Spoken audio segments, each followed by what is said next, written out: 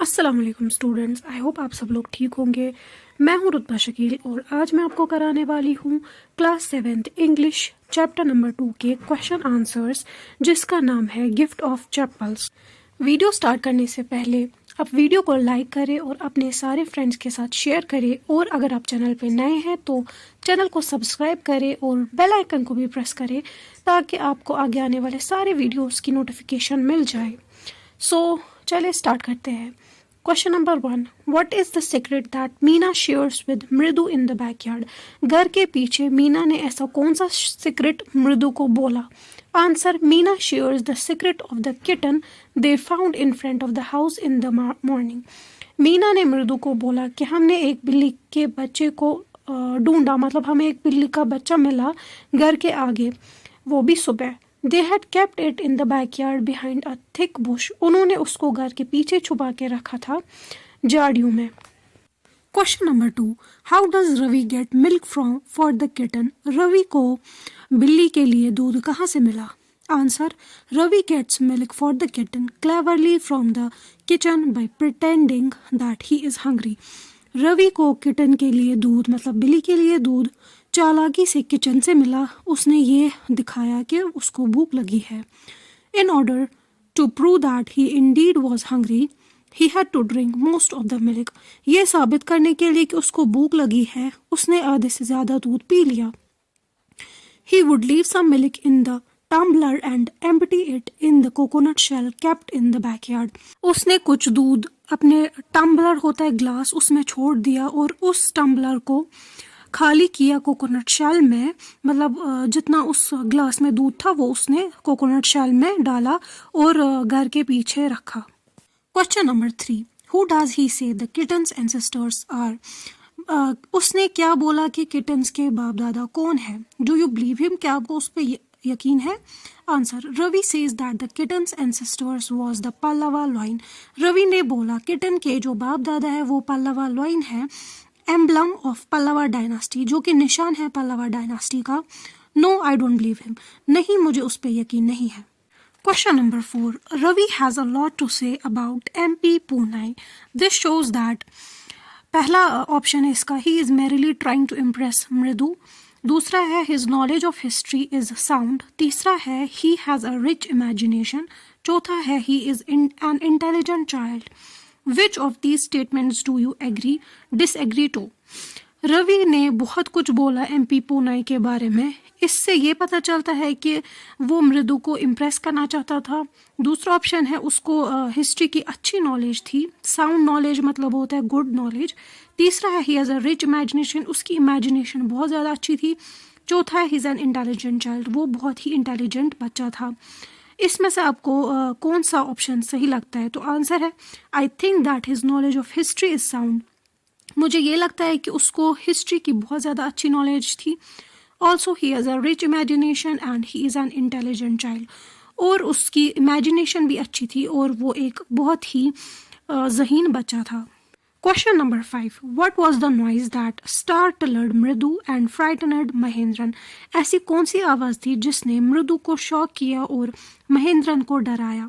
Answer, the noise that startled Mridu and frightened Mahendran was the creaking sound of Lalli's violin. वो आवाज़ जिसने मृदु को शॉक किया और महेंद्रन को डराया, वो क्रीचिंग साउंड थी लली के वायलिन की। अब है जी कॉम्प्रहेंशन चेक। इसका पहला क्वेश्चन है, the music master is making lovely music. जो म्यूज़िक मास्टर था वो बहुत ही अच्छा म्यूज़िक बना रहा था। Read aloud the sentence in the text that expresses this idea. आपको टेक्स्ट बुक में जो आपका पैराग्राफ है इस रिलेटेड वो आपको ज़ोर से पढ़ना है। Answer, the text that expresses this idea is, वो टेक्स्ट जो इस आइडिया को एक्सप्रेस करता है, रिप्रेजेंट करता है, या वो टेक्स्ट जिसमें इसका जिक्र है वो नीचे दिया गया है। The music master's notes seem to float up and settle perfectly into the invisible tracks of the melody. जो म्यूजिक मास्टर था उसके नोट्स ऐसे लग रहे थे, वो ऐसा म्यूजिक बना रहा था जैसे कि वो बह रहा था और फिर अच्छे तरीके से सेटल हो रहा था। It was like the wheels of train fitting smoothly into the rails. वो ऐसा था कि जैसे ट्रेन के जो व्हील्स होते हैं वो अच्छी तरीके से फिट होते हैं, स्मूथली फिट होते हैं रेल में, वैसे ही था। And whizzing along as Ravi said, whizzing मतलब होता है जो बहुत ज़्यादा अच्छे से मूव करे या तेज़ी से मूव करे, जैसे रवि ने बोला था। Question number 2. Had the beggar come to Rukumani's house for the first time? Give reasons for your answer. क्या भिखारी रुकुमानी के घर पहली दफ़ा आया था? आप अपने आंसर के रीज़न बोले। Answer, no the beggar had not come to Rukmani's house for the first time. नहीं, ये जो भिखारी है ये रुकुमानी का घर पहली दफ़ा नहीं आया था। In fact he had been visiting Rukmani's house for the past 1 week. वो उसके घर पिछले 1 हफ्ते से आ रहा था। He himself admitted that he had survived the past week because of the generosity of the ladies of Rukumani's house. उसने ये खुद ही कबूल किया कि वो पिछले हफ्ते से ज़िंदा रहा क्योंकि जो लेडीज़ थी रुकुमानी के घर पे, जो औरतें थी, उनकी जेनरोसिटी की वजह से। जेनरोसिटी मतलब होता है काइंड या जिसमें सखावत हो, उन लेडीज़ की सखावत की वजह से वो ज़िंदा रहा पास्ट 1 हफ्ते से। Question number 3. A sharp V-shaped line had formed between her eyebrows. रुकुमानी के आईब्रोज के बीच में एक बहुत ही ज़्यादा तेज़ वी शेप की लाइन बनी थी। What does it suggest to you about Rukmani's mood? आपको क्या लगता है इस बात से कि रुकुमानी का मूड कैसा था? Answer, a sharp V-shaped line had formed between her eyebrows. This suggests that Rukumani was quite angry at the impishness of the children. एक वी शेप की लाइन बनी रुकुमानी के आईब्रोज के बीच में, ये हमें बोलता है कि रुकुमानी का जो मूड था वो बहुत ही ज़्यादा गुस्से में थी, क्योंकि उसको जो वहाँ पे बच्चे थे उनके खेलने की वजह से और उनके थोड़ा सा नोटी होने की वजह से वो बहुत ज़्यादा गुस्से में थी। इम्पिशनेस का मतलब होता है जो खेले, बीइंग प्लेफुल या नॉटी। अब है हमारे टेक्सचुअल क्वेश्चंस, जिसमें पहला क्वेश्चन है कंप्लीट द फॉलोइंग सेंटेंसेस। नीचे कुछ सेंटेंसेस दिए गए हैं, इनको हमें कंप्लीट करना है। तो पहला सेंटेंस है Ravi compares Lalli's playing the violin to. Ravi ने किसके साथ तुलना की लली के वायलिन बजाने की? तो इसका आंसर है Ravi compares Lalli's playing the violin to the railing of the train. Ravi ने कंपेयर किया, तुलना की लली के वायलिन बजाने की D railing of the train के साथ। D railing of the train मतलब होता है जब ट्रेन पटरी से उतर जाती है, उसके साथ कंपेयर की। दूसरा है trying to hide beneath the tray of chillies Mahendran dash. Mahendran ने अपने आप को मिर्चियों के नीचे छुपाने के लिए क्या किया? Answer, trying to hide beneath the tray of chillies Mahendran tipped a few chillies over himself. अपने आप को बचाने के लिए, अपने आप को छुपाने के लिए महेंद्रन ने कुछ जो मिर्चें थे वो अपने ऊपर डाली। मियाओ, ही हाउलड मिजरेबली, उसने चीख मारी और ऐसी आवाज़ निकाली अजीब सी, मियाओ। तीसरा पॉइंट है the teacher played a few notes on his violin and Lalli dash. Teacher ने अपने वायलिन के कुछ ही नोट्स बजाए थे और लली ने क्या किया? इसके बाद है and Lalli stumbled behind him on her violin. Lalli जो है वो टीचर के पीछे अपने ही वायलिन से उसकी ठोकर लगी। Which looked quite helpless and unhappy in her hands, जो कि उसके हाथों में कुछ अजीब सा लग रहा था, ऐसा लग रहा था कि उसको वायलिन बजाना नहीं आता। चौथा पॉइंट है the beggar said that the kind ladies of the house hold dash. भिखारी ने बोला कि जो घर की अच्छी खवातीन थी उन्होंने क्या किया? The beggar said that the kind ladies of the household had helped him survive the last week. भिखारी ने बोला जो कि अच्छी औरतें थी, अच्छी खवातीन थी उस घर की, उसने उसको मदद की पिछले हफ्ते जिंदा रहने की। Fifth point is after the lesson was over, जब सबक खत्म हुआ, the music teacher asked Lalli if. Music teacher ने लली को क्या बोला? Answer, after the lesson was over, the music teacher asked Lali if she had seen his chappals. Music teacher ने लली को बोला क्या आपने मेरी चप्पल देखी है? Question number 2. Describe the music teacher as seen from the window. आपको टीचर को डिस्क्राइब करना है कि टीचर कैसा था, म्यूजिक टीचर कैसा था। Answer, the music teacher had a lean bony personality. जो म्यूज़िक टीचर था वो बहुत ही ज़्यादा पतला और उसके बॉडी पे जैसे सिर्फ बोन्स थे, मतलब कोई मीट वगैरह नहीं था, वो बहुत ही ज़्यादा पतला था। He was sitting with his back against the window of the room where he was teaching violin to Lalli. वो बैठा था, अपनी पीठ उसने खिड़की की तरफ की थी जहाँ पे वो लली को वायलिन सिखा रहा था। He was bald and had some oiled hair around his ears. उसके सिर पे बाल नहीं थे और लेकिन उसके कानों के पास कुछ ऑयली हेयर थे। He was wearing an old-fashioned tuft and had a gold chain around his neck. उसने कुछ पुराने ज़माने का टफ्ट पहना हुआ था। टफ्ट होता है कुछ थोड़े से बाल, वो मतलब जो नकली बाल हो वो पहने हुए थे। वो पूरे विग की तरह नहीं होता है कि पूरे सिर पे हो, वो कुछ किसी स्पेसिफिक जगह पे होता है, कुछ थोड़े से।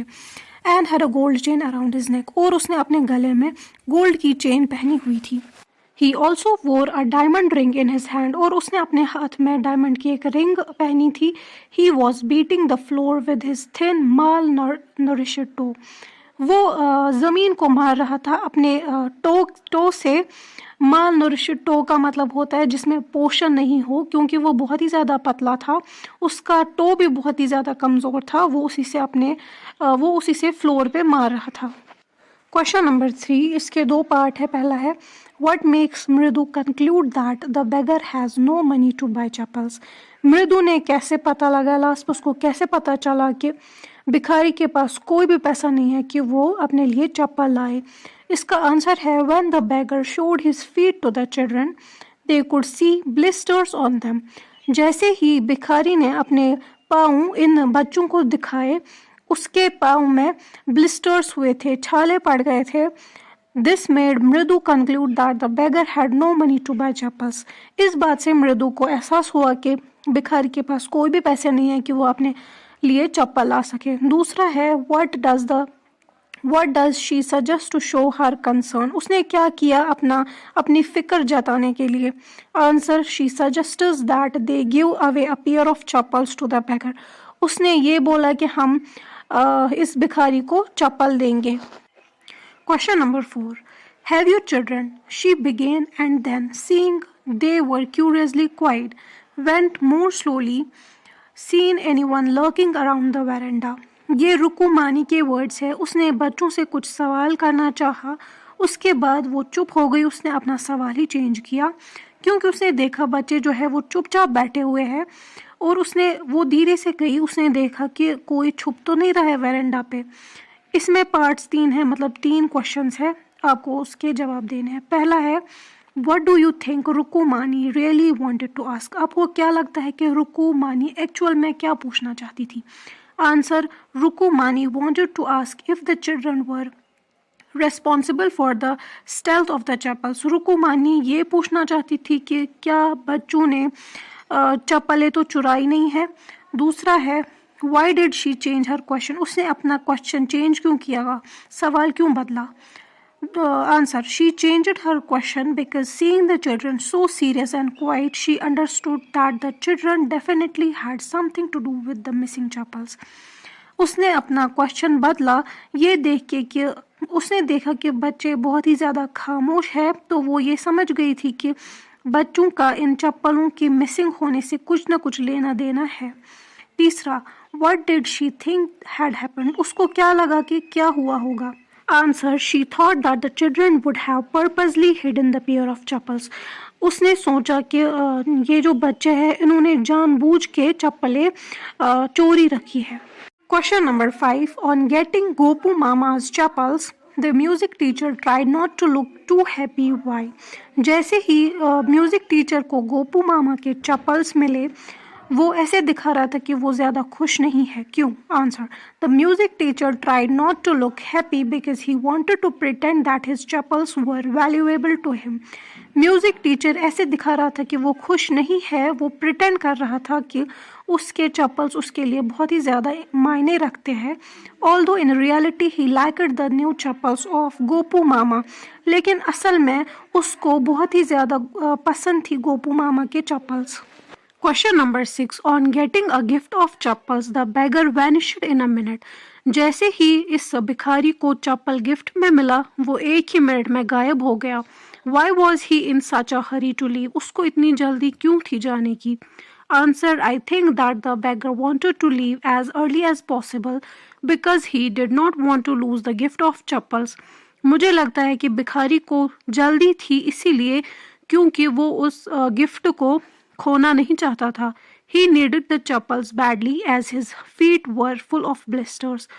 वो चाहता था कि उसके पास वो चप्पल्स रहे. उनको बहुत ही ज़्यादा ज़रूरत थी उस चप्पल की क्योंकि उसके पाँव पे छाले पड़ गए थे.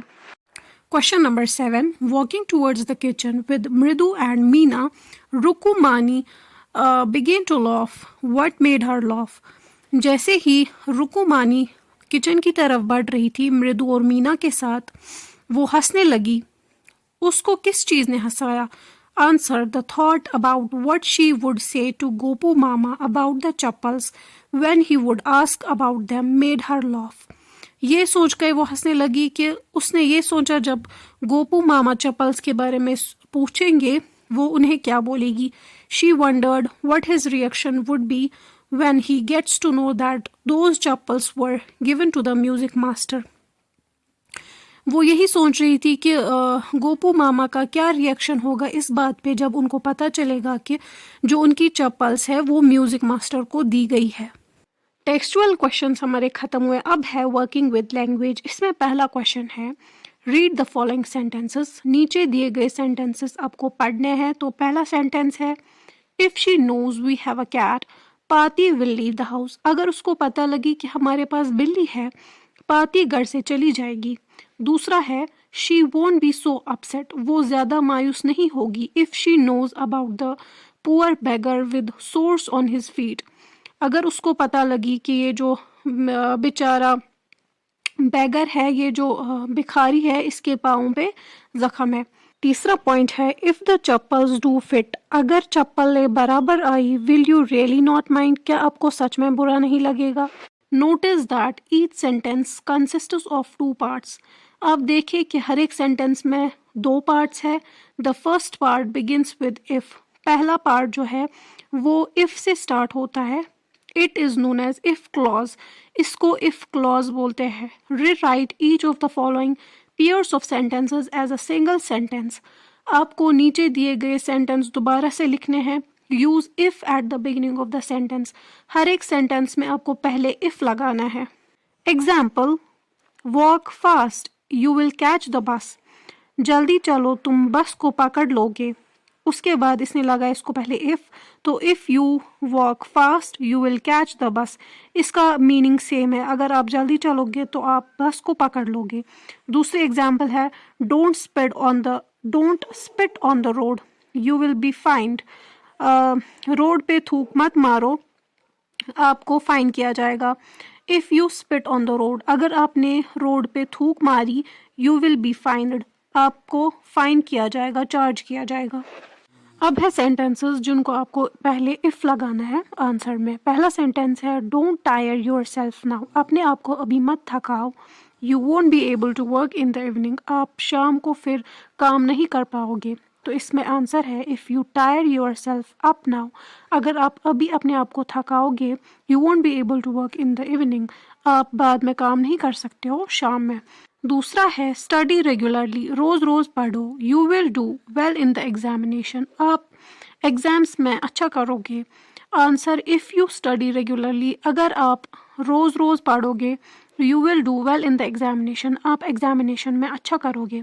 तीसरा वर्क हार्ड. बहुत मेहनत करो.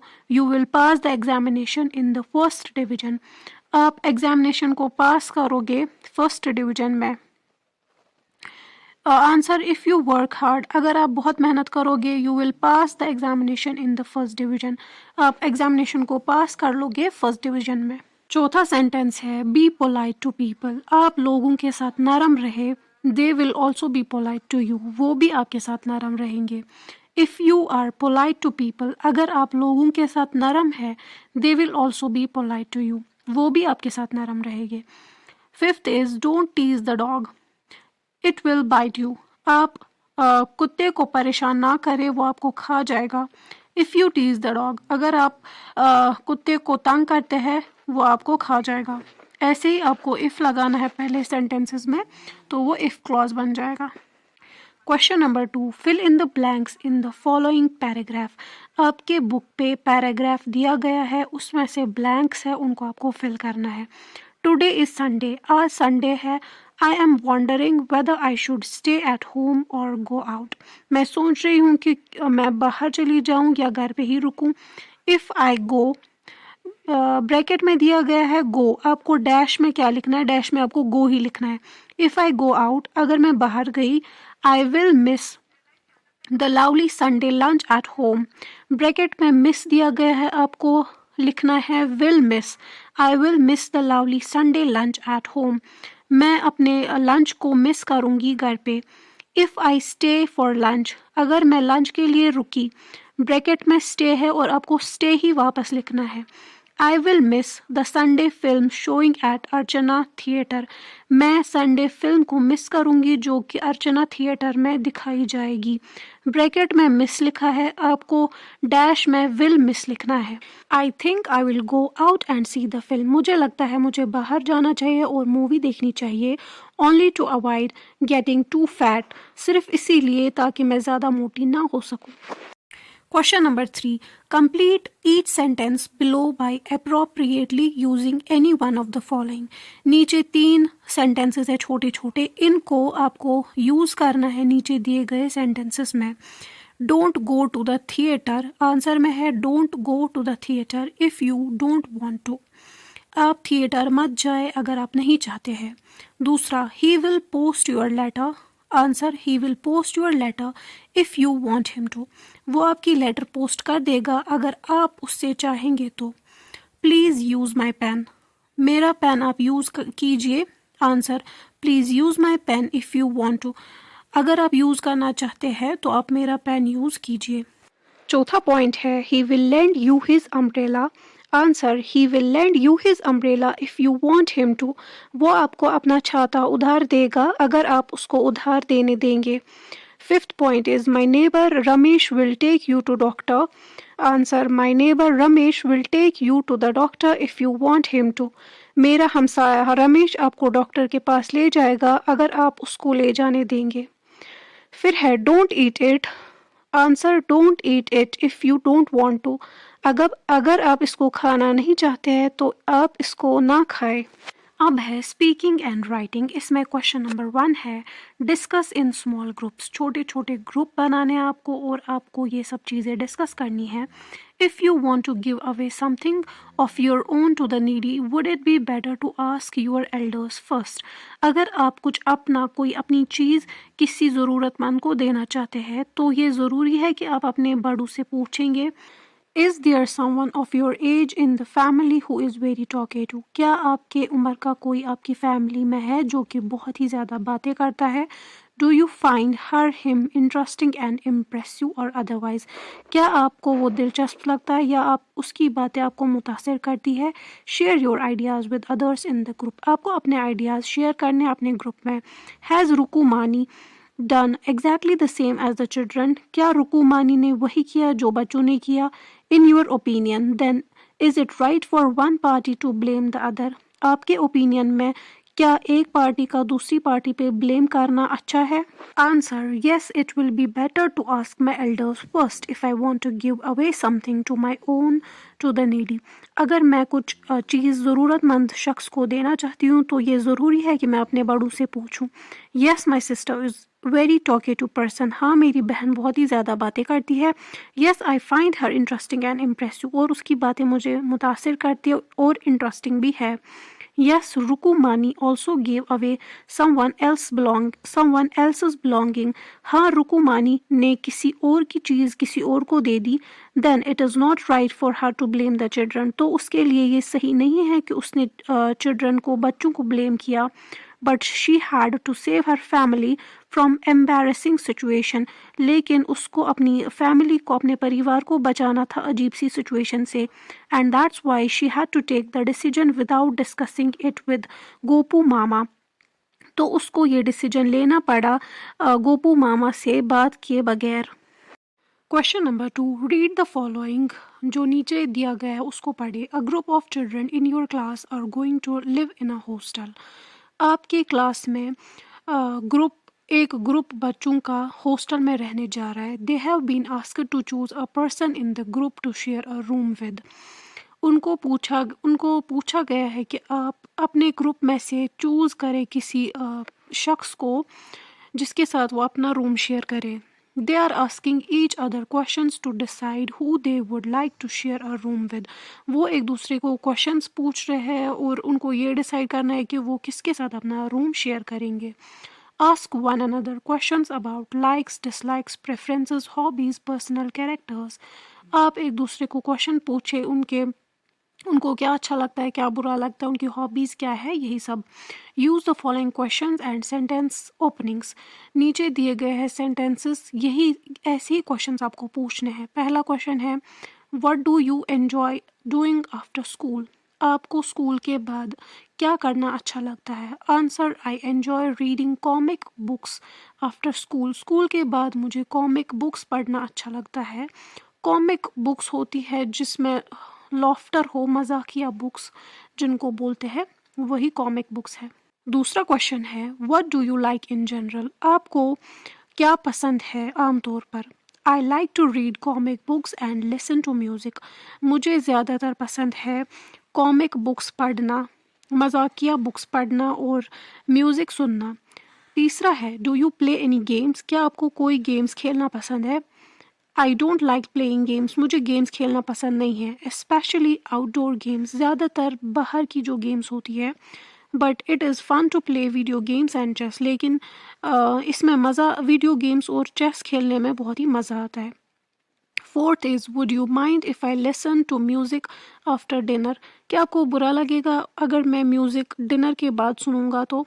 आई wouldn't mind if you listen to music after dinner. मुझे कुछ भी बुरा नहीं लगेगा अगर आप म्यूज़िक सुनोगे। In fact I would even like to join you. मैं तो आपको ज्वाइन करूँगा म्यूज़िक सुनने में। Fifth point is, will it be alright if I keep the lights on for some time after 10 o'clock at night? क्या ये सही रहेगा कि अगर मैं 10 बजे के बाद कुछ टाइम के लिए लाइट्स ऑन रखूं? It's fine with me if you keep the lights on for some time after 10 o'clock. मेरे साथ तो कोई प्रॉब्लम नहीं है अगर आप 10 बजे के बाद लाइट्स ऑन रखेंगे कुछ देर तक। Sixth question is there anything you dislike particularly. क्या खास तौर पर आपको कोई चीज़ नापसंद है। Well I can't share my towel bedsheet and pillow with anyone. मैं किसी के साथ अपना टॉवेल बेडशीट और पिल्लो शेयर नहीं कर सकता। Seventh is do you like to attend parties. क्या आपको पार्टीज़ में जाना अच्छा लगता है। Oh I am fond of attending parties. मुझे पार्टीज़ में जाना बहुत ही ज़्यादा पसंद है। Eighth is would you say you are a person who can adjust. क्या आप ये बोल सकते हो कि आप वो इंसान हो जो एडजस्ट कर सकता है। Answer, I think yes I am a person who can adjust. हाँ, मुझे लगता है कि मैं वो इंसान हूँ जो थोड़ा सा एडजस्ट कर सकता हूँ। इसी के साथ हमारे क्वेश्चन आंसर्स ख़त्म होते हैं। जाने से पहले वीडियो को लाइक करें, कमेंट करें और अपने फ्रेंड्स के साथ शेयर करें। मिलते हैं अगले वीडियो में अगले चैप्टर के साथ। तब तक के लिए अल्लाह हाफिज़।